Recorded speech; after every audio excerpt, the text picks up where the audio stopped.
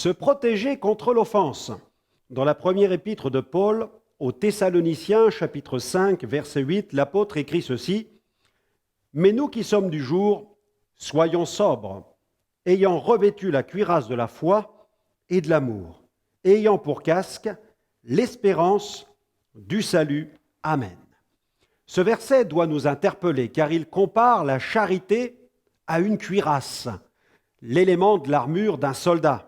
Il n'y a rien d'étonnant à cela quand on se replace dans le contexte de ce passage. N'oublions pas le contexte du chapitre. Paul tire une sonnette d'alarme sur le fait que les chrétiens doivent se préparer à devoir faire face à une opposition de plus en plus forte, car la fin approche.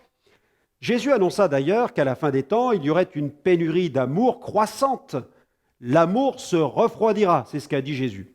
Donc l'enfant de Dieu doit s'armer d'amour. Il convient aussi de rappeler que la cuirasse est une arme défensive.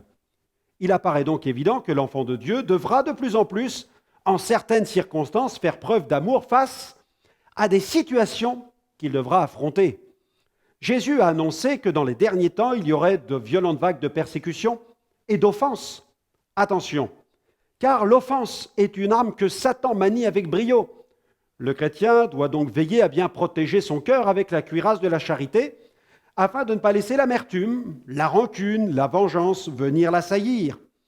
La cuirasse de l'amour divin, est la seule arme défensive qui nous rendra capables d'affronter les traits enflammés de l'offense.